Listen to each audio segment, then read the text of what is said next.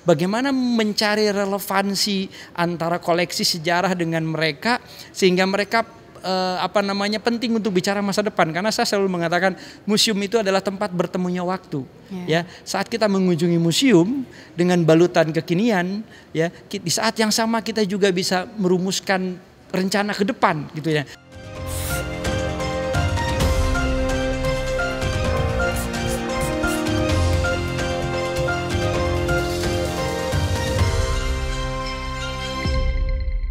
Halo, selamat pagi. Berjumpa kembali bersama saya Naomi Liandra di Ruang Publik KBR. Dan pagi hari ini selama 1 jam ke depan kita akan bahas tantangan museum di zaman viral. Seperti biasa, siaran kami pagi hari ini bisa Anda tonton langsung melalui channel YouTube KBR Media. Juga Anda bisa dengarkan melalui streaming di kbr.id, dan tentunya siaran pagi hari ini diperdengarkan di 50 radio jaringan KBR dari Aceh hingga Papua. Dan karena hari ini siaran kami adalah rekaman langsung dari Museum Nasional Indonesia, mohon maaf kami tidak membuka live interaktif untuk teman KBR yang mau berpartisipasi. Saudara mendengar kata museum, barangkali yang langsung terbesit adalah bangunan yang bisa dibilang lawas, kemudian juga bernuansa kuno, atau bahkan juga berisi deretan benda-benda yang bersejarah. Ada juga yang mungkin menganggap museum ini sebagai tempat yang membosankan begitu ya. Tapi berbagai tantangan itu tentunya mesti jadi refleksi juga di Hari Museum Nasional yang diperingati setiap tanggal 12 Oktober. Bagaimana membuat museum ini bisa tetap relevan di era digital dan juga mampu menarik generasi muda yang sehari-hari berinteraksi dengan gawai mereka masing-masing. Dan tentunya dari data terbaru, Kementerian Pendidikan Dasar dan Menengah Kemendikdasmen sudah mencatat ada sebanyak 442 museum yang tersebar di 33 provinsi dari Sabang sampai Merauke. Lalu bagaimana mengoptimalkan museum ini sebagai sarana edukasi dan juga pelestarian pengetahuan antar generasi, dan seperti apa wajah ideal museum di era kekinian? Pertanyaan-pertanyaan tersebut akan kita jawab dan bahas bersama di Hari Museum Indonesia pagi hari ini bersama dengan ketiga narasumber kita yang sudah hadir. Bersama saya di sini ada Pak Muhammad Rosyid Ridlo SPDMA, penanggung jawab Unit Museum Nasional Indonesia. Juga bersama dengan Kak Oktal Uska Putra, kreator konten bangunan heritage dari komunitas Jelajah Budaya. Selamat pagi Kak Oktal dan juga Pak Rosyid. Selamat pagi. Terima kasih sudah bersedia siaran di Ruang Publik KBR pagi hari ini. Baik, kalau tadi sudah dibahas di awal begitu ya soal Hari Museum Indonesia pada tahun ini, dari pihak museum sendiri seperti apa Pak Rosyid melihat dan juga menilai wajah-wajah museum di Indonesia saat ini? Apakah bisa dibilang sudah mengikuti perkembangan zaman begitu? Seperti apa Pak? Saya kira perkembangan museum Indonesia saat ini telah mengalami kemajuan yang bertahap, tentu saja semuanya kan berproses. Dan terkait dengan perwajahan museum Indonesia terus akan mengalami perubahan karena memang itu merupakan tuntutan zaman. Dan saat ini kami melihat museum itu para pengelola museum telah berbenah, di mana mereka telah mengembangkan terkait utamanya di perwajahannya. Jadi kalau kita ingin tertarik dengan sesuatu, otomatis hal yang terlihat itu harus menarik, atraktif. Dan apa yang terlihat yaitu adalah terkait dengan pamerannya, terkait dengan bangunannya, melingkupi kebersihan, fasilitas pendukungnya, dan lain sebagainya. Oke. Tapi dari ratusan museum yang ada seluruh Indonesia, apakah ini memang masih belum merata begitu Pak, baik dari perawatan dan juga fasilitas-fasilitas yang ada? Ya, itulah tantangan di pengelolaan museum di Indonesia, dan bahwasanya pengelolaan museum di Indonesia itu terbagi museum yang dikelola oleh pemerintah pusat ataupun daerah, kemudian juga ada museum swasta yang dikelola oleh pribadi maupun yayasan, dan masing-masing pengelola itu kan mempunyai hambatan, tantangan tersendiri. Dan lebih-lebih secara umumnya kendala terkait dengan penganggaran, kemudian terkait dengan SDM. Tapi dalam hal itu sudah terlihat bagaimana peran pemerintah di situ, di mana pemerintah tiap tahun memberikan bantuan, dana alokasi khusus, bimbingan teknis pada SDM, baik di bagian teknis konservasi, kurasi, dan lain sebagainya. Tentu saja terkait dengan pengembangan di bidang digital. Oke, kalau kita ke Kak Oktal gitu ya, kita juga pengen tanya dari Kak Oktal sendiri melihat dan juga menilai animo masyarakat yang saat ini gitu ya, dengan khususnya generasi muda untuk bisa berkunjung ke museum itu seperti apa Kak animonya? Kalau saya melihat dari sudut pandang saya sebagai anggota dari komunitas dan kreator, dan kita juga mengunjungi beberapa museum yang berada di Indonesia, tidak hanya yang berada di Jakarta tetapi di luar Pulau Jawa juga kita kunjungi. Berdasarkan pengamatan kita yang kita lihat, yang kita temui di lapangan, itu ada beberapa yang kita temukan. Kalau di Jakarta, animo masyarakat terutama generasi muda itu menurut saya pribadi itu sudah bagus sekali. Kenapa? Ada beberapa program-program dari museum yang juga mendorong masyarakat untuk datang ke museum tersebut gitu. Begitu juga dengan sekolah-sekolah yang mulai juga membuat program untuk datang ke museum. Itu salah satu langkah yang dilakukan untuk meningkatkan animo masyarakat terutama generasi muda ya, untuk menyadari bahwa museum itu adalah tempat yang baik untuk kita belajar dan tempat yang penuh ilmu pengetahuan juga, tidak hanya mengenai benda-benda kuno, akan tetapi di sana ada identitas diri kita juga terletak di dalam museum gitu. Ya, sampai saat ini menurut saya masih bagus, namun di daerah itu mungkin perlu ada dorongan dari pusat juga untuk membenahi fasilitas ataupun manajemen dari pihak museum. Sesuai dengan dikatakan Bapak tadi, SDM-nya juga perlu ditingkatkan lagi, mungkin dari segi hal tersebut yang juga perlu diperbaiki gitu. Berarti tadi kalau disampaikan kalau di Jakarta sudah animonya sudah bagus gitu ya? Iya, benar. Kalau yang di luar Jakarta gimana dari komunitas kakak melihatnya animonya? Kita sudah mengunjungi mungkin lebih dari 30 daerah ya, mungkin lebih ya, bisa lebih di Indonesia. Kita setiap kunjungan dari komunitas jelajah budaya itu kita pasti akan mengunjungi museum gitu. Dari animo yang ketika kita berada di lapangan itu masih sangat minim sekali. Dari hal yang kami amati, apa sih kendalanya? Kendalanya yang pertama itu masih dari segi fasilitas. Mereka masih beberapa museum itu masih menggunakan hal-hal yang konvensional gitu, seperti ada artefak terus ada penjelasan di sebelah artefak gitu, dan belum ada digitalisasi yang lebih gitu. Karena sesuai dengan zaman kita yang hidup di zaman 5.0 dan akan menuju ke 6.0, itu kan digital itu adalah nomor satu, bisa dikatakan sebagai sumber utama yang perlu kita jadikan sebagai patokan untuk kita menjadikan museum itu lebih baik lagi gitu. Mungkin seperti itu. Jadi memang banyak faktor gitu ya mempengaruhi ramai animonya dan juga tidaknya. Nah, mungkin dari Pak Rosyid, seperti apa nih Pak transformasi perubahan yang dilakukan ratusan museum gitu ya dari tahun ke tahun untuk bisa dibilang menyedot perhatian pengunjung gitu, khususnya juga di kalangan kelompok terbesar yang sekarang itu Gen Z, seperti apa Pak Rosyid? Jadi menurut saya kata kunci saat museum ingin menjadi besar, pertama ada terkait dengan pengolahnya. Kedua adalah terkait dengan masyarakatnya. Kemudian yang ketiga adalah terkait dengan pengembangan media digital. Saat pengolah itu mempunyai komitmen dalam upaya memajukan museum, tentu saja apapun hambatan itu akan bisa dilalui dengan baik, dengan solusi yang terbaik. Kita ambil contoh termudah, bahwasanya saya suka menyampaikan bahwasanya museum modern adalah museum yang dikelola bersama dengan masyarakat. Apa itu dikelola oleh masyarakat? Dalam hal ini, museum itu membuka selebar-lebarnya partisipasi masyarakat. Contoh kecil dari masyarakat adalah komunitas. Dan saya yakin dimanapun museum berada, itu di kota manapun, di daerah manapun, pasti mempunyai adanya sendi-sendi komunitas yang berbasis di situ. Nggak tahu itu berbasis terkait dengan kebudayaan, hobi, ataupun apa itu.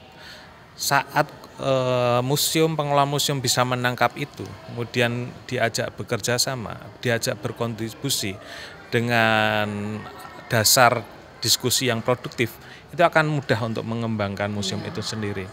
Karena komunitas yang ada, yang pastinya komunitas pada umumnya adalah yang disasar adalah komunitas generasi kekinian, mereka itu melek teknologi. Iya.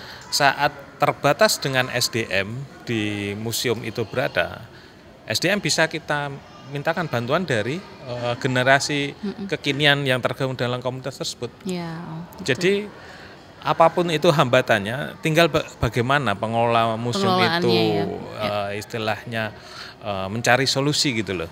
Jangan sampai kita terlalu dibelenggu permasalahan anggaran, permasalahan masyarakat tidak punya apresiasi yang tinggi. Nah, itu semuanya adalah tinggal bagaimana pengelola itu museum itu berkreasi dalam arti. Dan saya kira saat beririsan dengan komunitas, adanya sentuhan digital itu akan mudah kita dapatkan. Permasalahan-permasalahan yang menjadi hambatan saat dimusyawarahkan dengan masyarakat, tentu saja hal itu juga akan mudah untuk kita solusikan. Oke. Nah, Kak Oktal, kalau tadi sudah dijelaskan sama Pak Rosyid begitu ya, jadi dari kuncinya adalah pengelolaannya begitu, kemudian juga SDM-nya bisa dari kita-kita nih yang masih Gen Z gitu ya, berasa muda ya. Tapi museum-museum ini kan ratusan gitu kan jumlahnya, tapi juga memang belum merata juga di berbagai daerah. Kalau di Jakarta, saya lihat juga rata-rata museum ini kan bagus-bagus dan terawat, dan juga secara digital dipromosikannya gitu oleh kalangan Gen Z juga lumayan cepat gitu sampainya. Nah, kalau dari kawan-kawan komunitas sendiri melihatnya seperti apa nih, Kak Oktal? Dari tantangan yang ada ya Kak, kita melihat dari apa yang kita telah lihat di lapangan gitu, itu beberapa kendala tentu masih banyak gitu tadi, terutama dari segi fasilitas yang perlu ditingkatkan. Dan ada hal yang menurut saya itu sangat penting ya dari pandangan komunitas juga, untuk bisa mengaitkan yang namanya generasi muda. Kita tahu sekarang itu bagaimana kita bisa membrandingkan museum itu menjadi sebuah ikon gitu. Itu yang menjadi tantangan besar kita, terutama para pengelola tadi Bapak bisa dikaitkan juga, karena bagaimanapun jika suatu bangunan itu udah menjadi ikonik bagi seseorang, maka sudah ada di dalam benak seseorang atau otak seseorang bahwa bangunan museum itu unik gitu. Museum itu tidak hanya mindsetnya jadi berubah juga ya. Mindsetnya juga berubah gitu. Museum tidak hanya mengenai benda-benda bersejarah, tetapi juga di sana juga tersimpan cara kita mengambil ilmu juga, digitalisasi yang bagus juga, itu sangat-sangat mendukung. Intinya adalah branding. Bagaimana kita bisa membrandingkan museum menjadi sebuah landmark dari sebuah daerah gitu. Kita perlu ingat juga bahwa branding itu tidak hanya berkaitan dengan nama, tapi logo ataupun dari cat museum ini kita perbarui. Mungkin saya tidak mengetahui secara detail ya Bapak, apakah ada aturan dari museum itu harus berwarna putih catnya? Mungkin jika tidak ada aturan, mungkin daerah juga bisa lebih berpikir lagi bagaimana bangunan museum ini dijadikan sebuah warna yang baru. Variatif juga, fleksibel begitu ya. Biar bisa mudah diingat oleh masyarakat, terutama generasi muda. Atau dari segi namanya, atau dari segi bentuk museumnya sendiri gitu, yang bisa lebih memorable lah untuk orang bisa mudah diingat gitu. Itu sih. Gimana nih Pak Rosyid menanggapi tadi yang disampaikan oleh Kak Oktal gitu ya? Apakah bangunan museum itu memang harus selalu melulu warnanya putih, atau memang sebenarnya setiap daerah punya cara tersendiri untuk membranding si museum itu supaya animonya juga semakin banyak? Gimana nih Pak? Jadi gini, kita dasarkan terkait dengan visi misi museum itu sendiri gitu loh. Jadi itu menjadi pijakan saat kita mau membranding gitu. Dan saat mau membranding itu selanjutnya mudahnya kita suka rumuskan itu tiga kata, ya minimal 3 kata untuk mengidentikan museum itu dengan kata-kata apa. Kemudian itu kita kemas itu. Dan selanjutnya kalau terkait dengan spesies tone warna itu sebetulnya nggak ada itu yang namanya harus putih atau tetapi kemungkinan kenapa itu mayoritas putih karena memang itu sebagai warna netral ya saat dikembangkan sebagai sebuah landasan di perwujudan tata pameran itu mudah untuk menyandingkan dengan keberadaan koleksi. Tetapi kita di lapangan juga, contohnya di Museum Nasional ini kita tidak juga dominan dengan putih juga, kita ada yang warna lainnya juga, warna merah bata juga ada, warna hitam juga ada, dan kami juga melakukan dan melihat di beberapa pameran di museum yang lain ya juga sudah melakukan variasi tone. Inovasi lah ya. Tone itu tidak sembarang tone warna karena di situ warna itu juga menyiratkan adanya makna sesuatu gitu. Saat kita membuat atmosfer tema tertentu, katakanlah ya terkait dengan perjuangan, kenapa? Berarti kita simbolkan dengan warna merah, yang berarti itu berani ya. Itu tergantung dari konteksnya ya. Konteks koleksinya gitu ya. Nah, kita juga akan tanya dengan sejarawan sekaligus Dewan Pakar Komite Memori Kolektif Bangsa MKB, Kang Asep Kambali. Halo Kang Asep. Hai, halo. Selamat pagi. Siang pagi nih. Pagi. Semangat pagi, baik. Terima kasih Kang Asep sudah datang dan ngobrol bareng kita di sini ya di Ruang Publik KBR. Dalam memperingati Hari Museum ini sendiri ya Kang Asep, museum ini kan bukan hanya sebatas bangunan aja gitu ya, tapi juga lebih dari itu gitu kan. Nah, tentunya museum juga menyimpan wawasan, kemudian juga wawasan sejarah dan budaya yang ada. Nah, menurut Kang Asep sendiri, gimana nih Kang Asep wajah museum kita saat ini dan pentingnya kompetensi SDM di dalamnya? Silakan. Ya, memang saat ini jujur Li ya, kalau kata anak muda nih, kita Indonesia dari ratusan museum berbagai data belum tepat ya sampai hari ini, jadi ada yang 479, 459 gitu. Tapi at least kurang dari 500 lah kita punya. Masih jauh ya daripada Amerika yang 33.400 gitu ya. Bahkan juga negara tetangga. Nah, tapi kita optimis ya dengan hadirnya Kementerian Kebudayaan dan adanya Direktorat Sejarah dan Museum. Nah, oleh sebab itu maka saya memiliki pemahaman bahwa museum ini yang harus kita lakukan adalah membangun ekosistem. Ya. Jadi ekosistem ini tidak hanya bicara soal SDM, gitu, tetapi juga bagaimana regulasi, ya, bagaimana pendanaan, ya, bagaimana aspek-aspek lain sehingga museum bukan, kalau saya juga mengatakan museum ini adalah benteng memori kolektif bangsa, gitu. Oleh sebab itu tanpa SDM dan tanpa program yang berkelanjutan, ya, tanpa ekosistem, maka ini hanya akan sekedar gedung. Nah, kalau gedung ini kan mudah roboh seperti pesantren yang roboh di sana yang kurang kuat gitu ya. Oleh sebab itu diperlukan ekosistem sehingga benteng ini akan kokoh. Oke, baik. Nah, kita ke Kak Okta lagi. Kalau dari komunitas Jelajah Budaya sendiri, kira-kira nih Kak, apa sih yang bikin teman-teman komunitas itu senang menjelajah museum gitu? Mungkin dari pengamatan Kak Okta gimana? Bisa dijelaskan ke teman KBR? Berkaitan dengan jelajah kita di museum ya, karena saya sempat mention tadi bahwa setiap kunjungan kita ke daerah kita pasti mengunjungi yang namanya museum gitu. Bagi kita komunitas, museum menjadi sumber ilmu untuk kita, itu udah pasti gitu. Dan yang saya lihat ya mayoritas kita adalah orang yang memiliki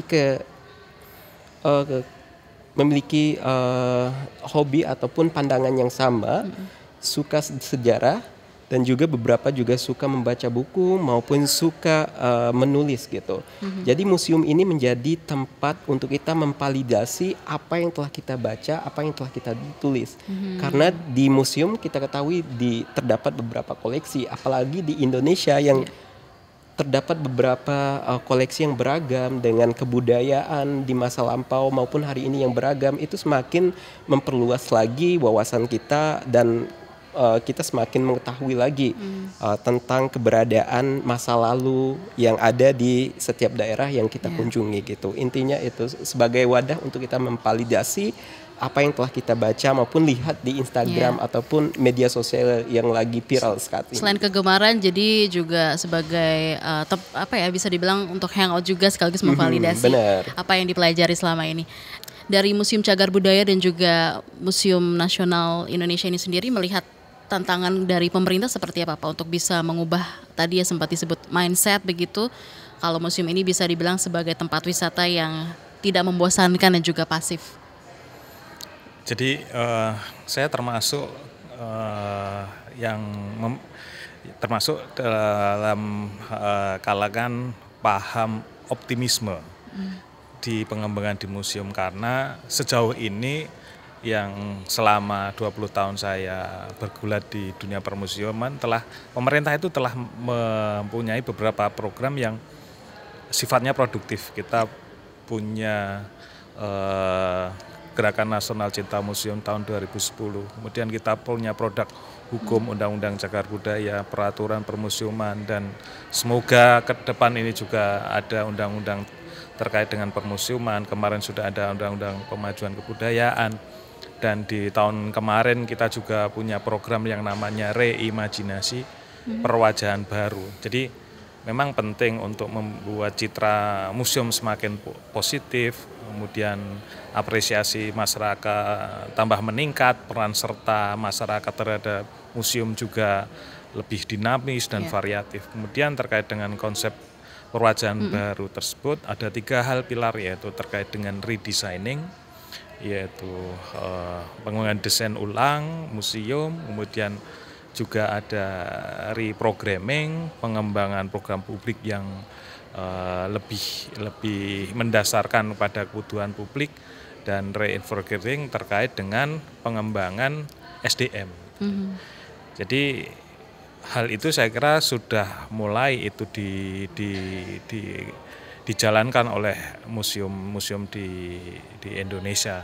Walaupun secara tatanan level-levelnya berbeda-beda karena konteksnya memang berbeda-beda ya terkait dengan kebutuhan masing-masing. Tapi kita patut bersyukur sudah ada sekitar tadi yang disampaikan ada 450 museum itu kan berarti kan dari pihak pemerintah, dari pihak swasta, dari pihak perorangan itu sudah ada yang memang mempunyai kemauan untuk melestarikan cagar budaya, koleksi museum untuk generasi mendatang. Yeah.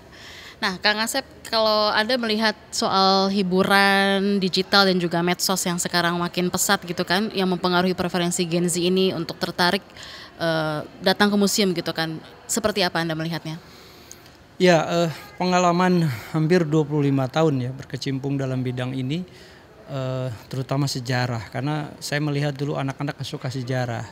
Nah, museum sebagai medium ya, sebagai media pembelajaran sejarah yang secara kapasitas dia sudah settle ya, artinya dia sudah siap, berbeda dengan benteng misalnya atau situs-situs lain di ruang terbuka yang perlu penanganan khusus. Nah, museum ini sudah canggih gitu. Nah, oleh sebab itu ada satu kelemahan di museum-museum kita.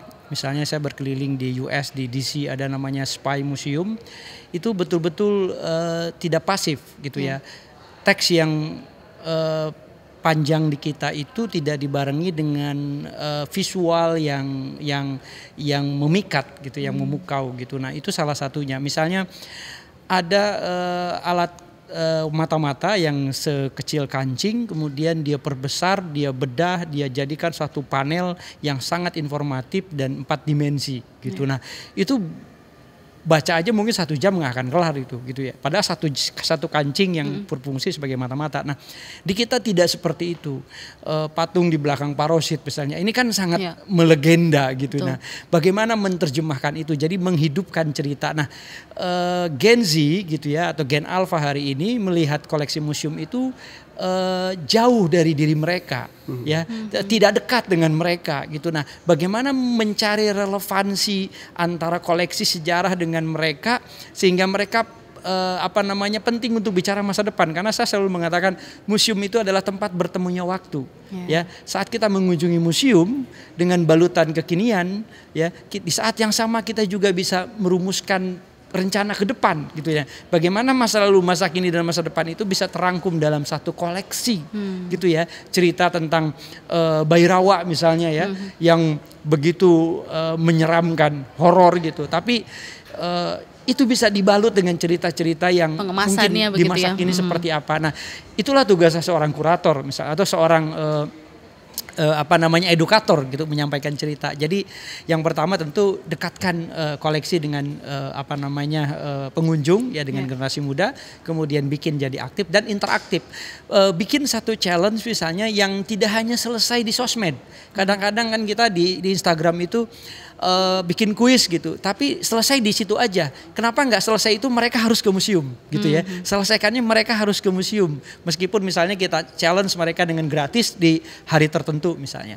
Saya kira itu kesempatan-kesempatan untuk lebih mendekatkan diri kita dengan mereka. Jadi digitalisasi, imersif, sekarang orang lagi tren imersif nih ya. Betul. Saya juga menjadi kurator untuk beberapa imersif di beberapa museum. Itu latah pada bikin dan itu memang challenging ya untuk bangun itu gitu. Tapi bagaimana imersif itu juga bercerita, bukan hanya sekedar memanjakan mata. Bagaimana imersif itu kemudian dimasukkan ke dalam ingatan, memori, dan itu menjadi kognisi ya, mampu merubah afeksi dan kemudian motivate to action ya, mampu menggerakkan gitu. Jadi kalau saya nonton imersif, jangan sampai ya hanya sekedar melihat visual yang memukau, tapi bagaimana visual itu masuk ke dalam hati dan kemudian merubah cara bersikap dan cara bertindaknya. Nah, ini yang saya kira kelemahan-kelemahan yang harus kita perbaiki ke depan. Keren banget, museum adalah tempat bertemunya waktu. Wow. Masa lalu, masa kini, dan masa depan. Nah, kalau Kak Okta makin kesini nih, Anda gimana melihat dan juga mungkin menilai dari sisi pengelolaan museum dalam menarik minat masyarakat ini seperti apa? Sejauh yang Anda pantau gitu setiap kali Anda berkunjung? Pengelolaan museum ya? Ya. Kalau dari segi pandangan saya, pengelolaan dari saya juga bisa membagikannya ke dua hal juga. Saya tidak ingin penilaian ini secara general, tetapi juga bisa kita kaitkan di area Jakarta bagaimana gitu, Jabodetabek.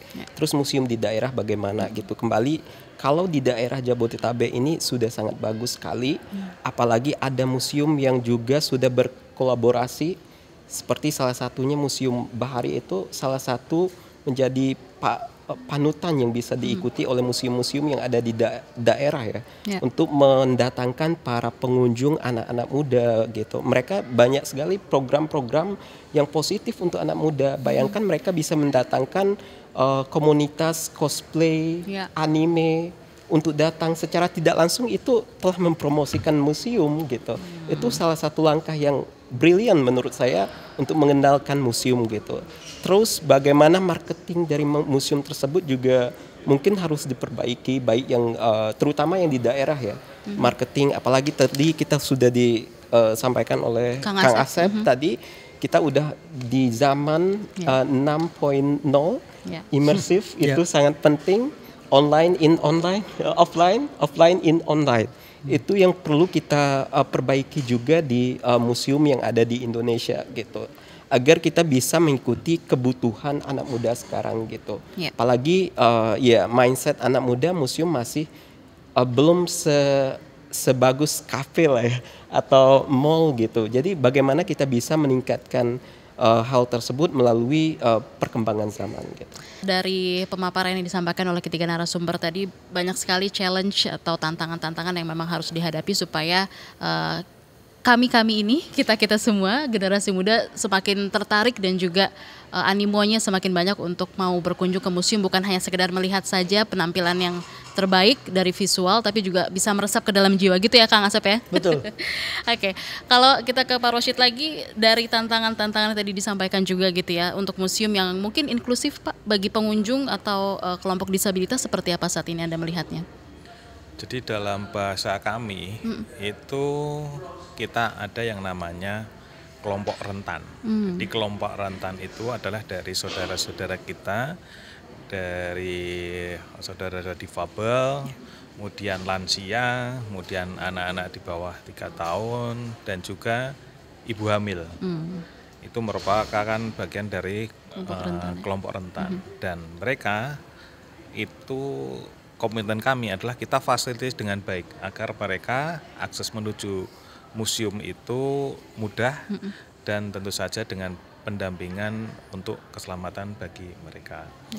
Untuk itu dalam pengembangannya, dalam upaya untuk melayani mereka dengan prima, itu sarana pendukung kita wujudkan adanya RAM, adanya kursi roda, adanya label dalam bentuk braille, kemudian adanya ruang laktasi dan lain sebagainya. Itu adalah bagian dari komitmen kami dalam upaya untuk melayani siapapun yang ingin berkunjung ke museum. Dan bahkan baru saja kami berkoordinasi dalam upaya kita melakukan kerjasama di bidang pengembangan museum dengan Universitas Indonesia terkait dengan layanan kelompok rentan tersebut, yaitu dengan mewujudkan program dengan lansia dan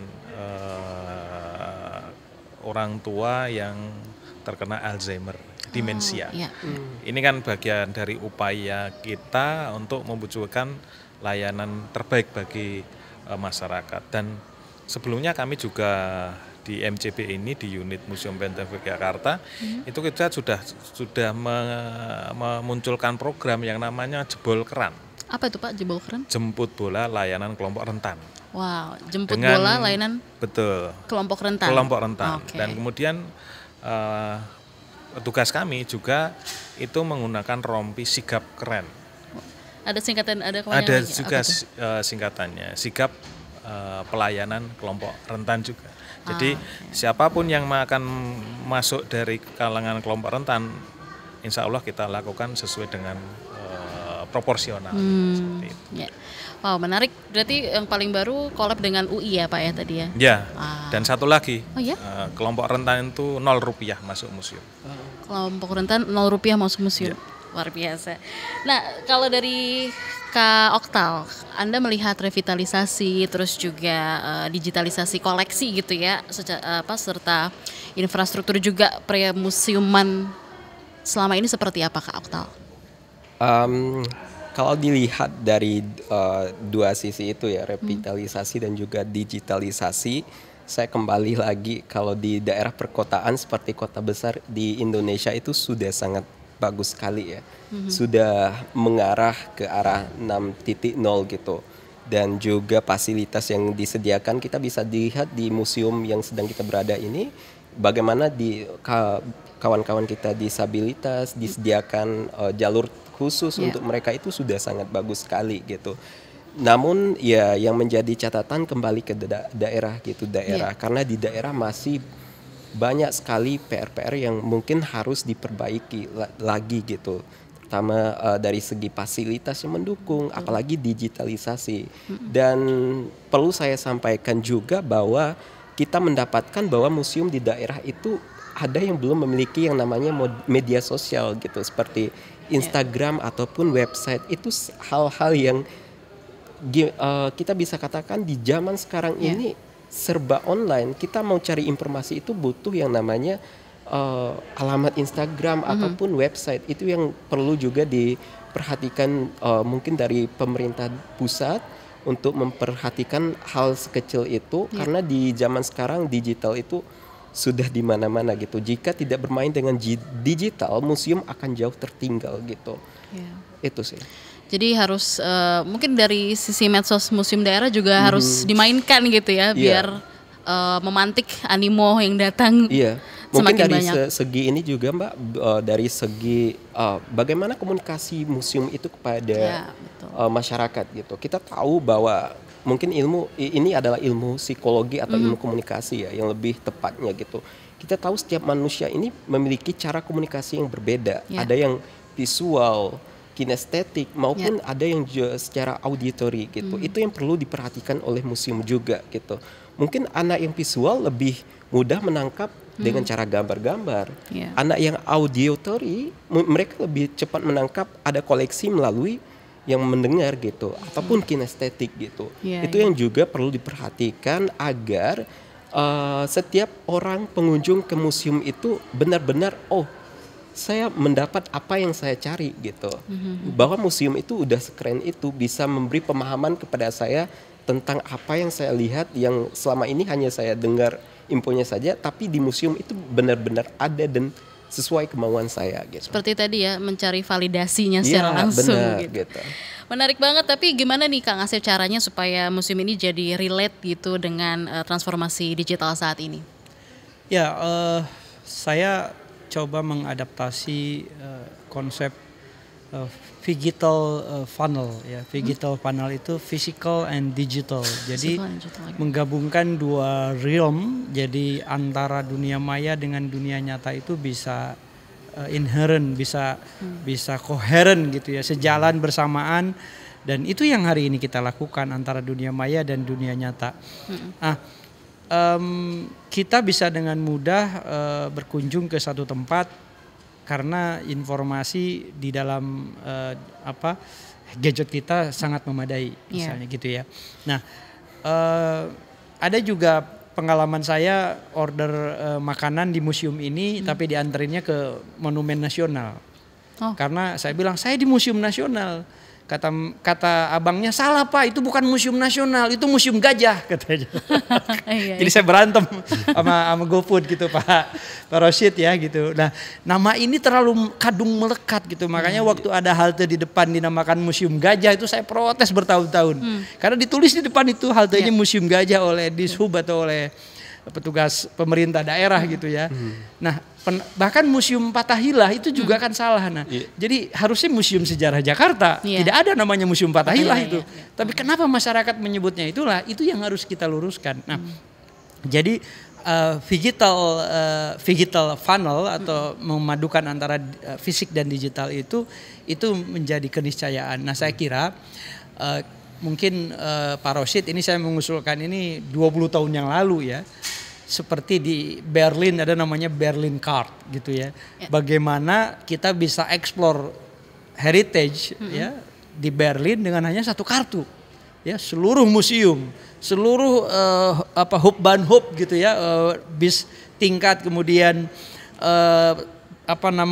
di bawah itu subway gitu ya, kereta bawah tanah, bis tingkat, semua itu satu kartu gitu ya. Nah, Indonesia juga bisa gitu, mungkin nanti melalui Indonesian Heritage Agency ya, Kementerian Kebudayaan, minimal di museum-museum kebudayaan dulu gitu. Tapi untuk DKI misalnya, IHA dengan Pemda DKI bisa kerjasama, kan mereka juga punya bis tingkat, mereka punya Transjakarta, mereka punya MRT apalagi sebentar lagi lewat depan sini gitu kan ya.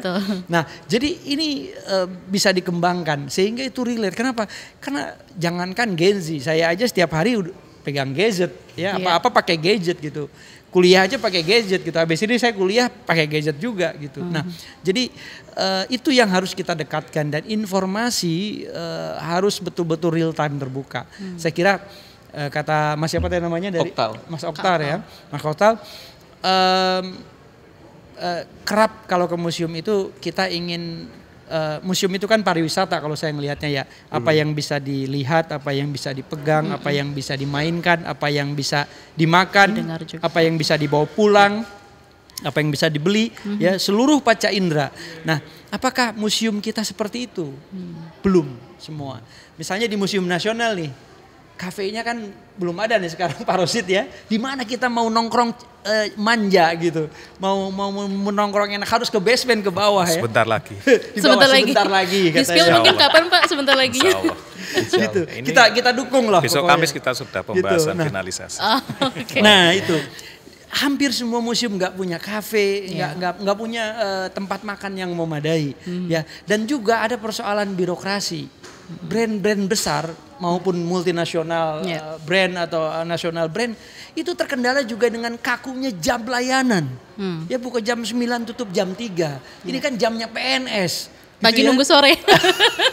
Jadi coffee shop itu nggak mau ngambil resiko itu karena beberapa belum lagi ring 1 di sini ya Pak Rosyid ya, nggak boleh pasang brand di luar misalnya. Nah, jadi aturan-aturan ini yang tidak ramah dengan investasi ya, ini yang mesti dibenerin. Di kota tua juga begitu, bahkan brand besar yang multinasional di kota tua belum lama tutup gitu ya, karena itu tadi tidak sustain, tidak ada ekosistem. Kalau tadi kembali ke awal ya, bagaimana ngebangun ekosistem baik digital maupun fisikal gitu ya, dari mulai birokrasi, SDM semua, bahkan ke stakeholders ya, akademisi, sekolah ya, praktisi, komunitas gitu. Yang ini memang harus bersamaan, nggak boleh ada ego sektoral gitu, sehingga museum itu bisa betul-betul dinikmati tidak hanya oleh Gen Z, oleh kaum rentan, tapi oleh semua kalangan, oleh kita ya gitu. Karena saya sangat menikmati ketika melihat ada Makara, ada Nindi yang di depan itu, pokoknya langsung imajinasi itu kan ya, apalagi kalau nanti misalnya dengan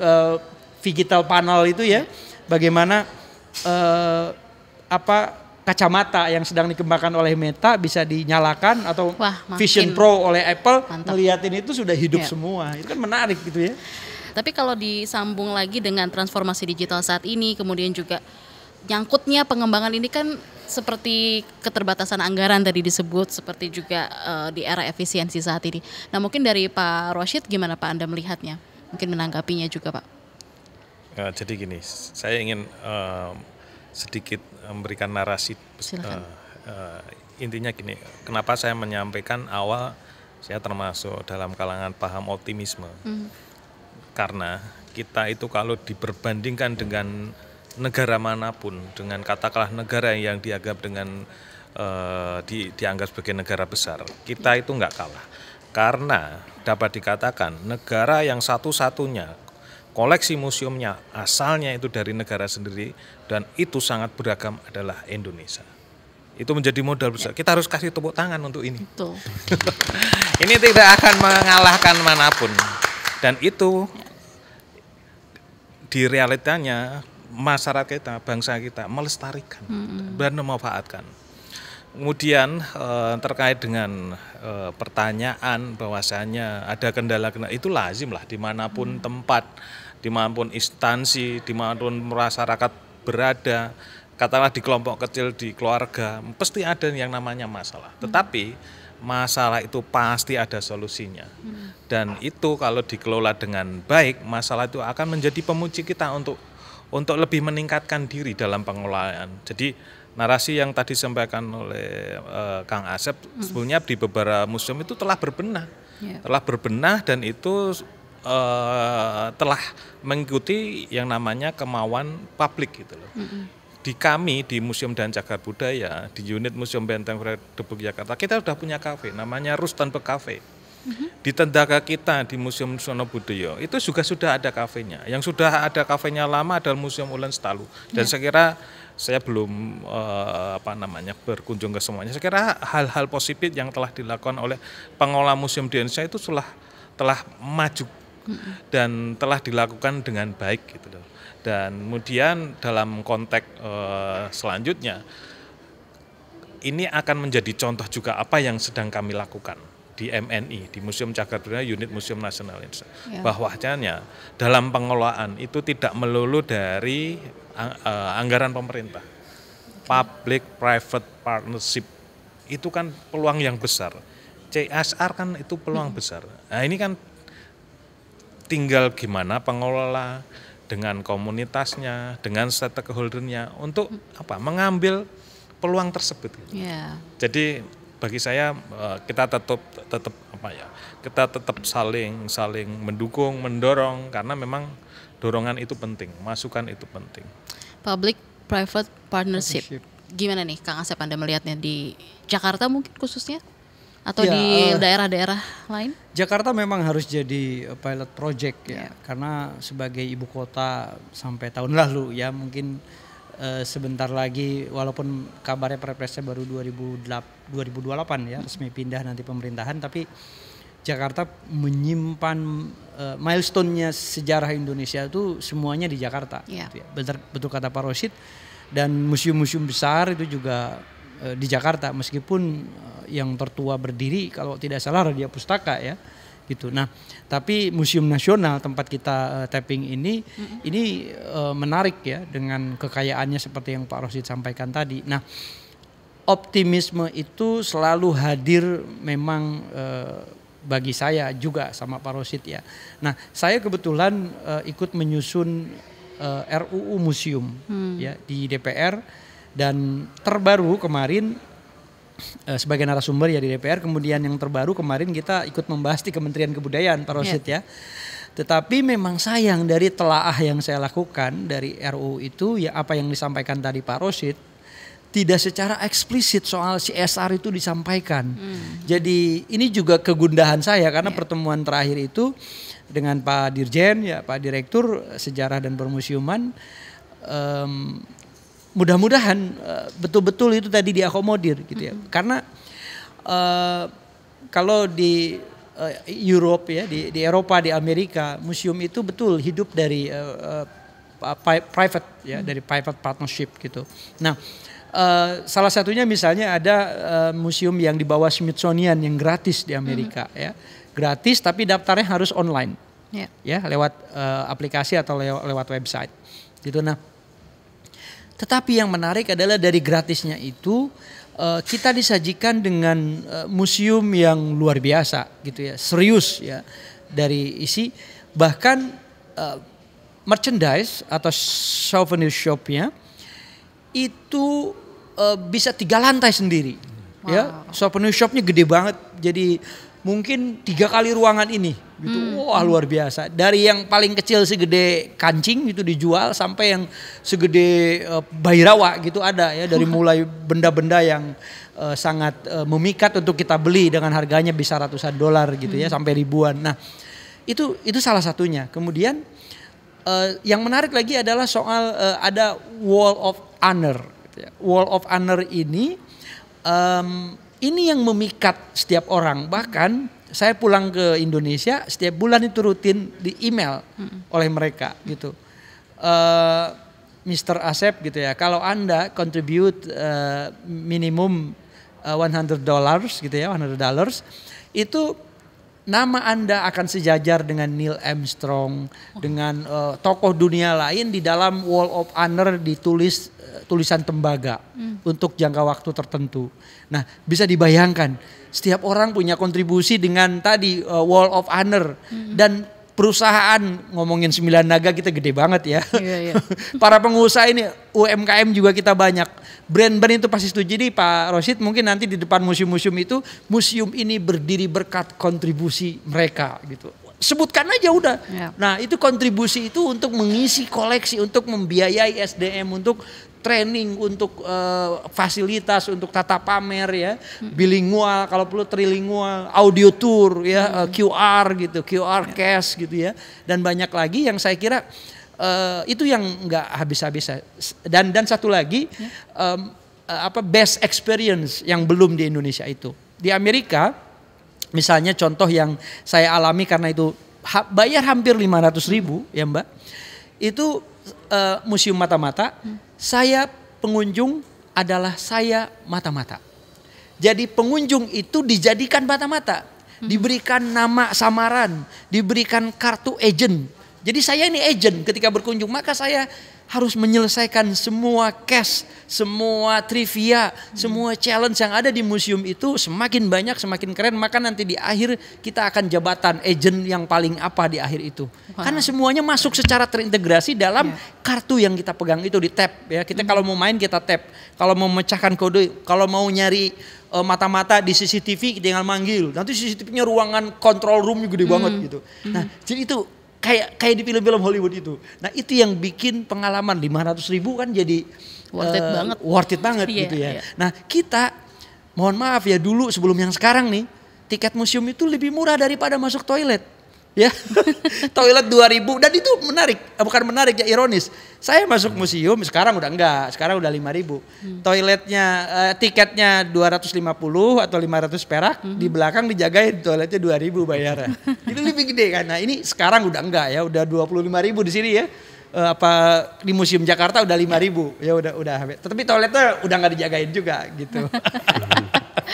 Oke, ini karena udah harus pamit kita, nggak kerasa 1 jam berlalu di siaran Ruang Publik KBR. Mungkin dari Kak Oktal bisa sampaikan ke teman KBR juga, mungkin pesan-pesannya seperti apa di Hari Museum ini kepada pendengar, silakan.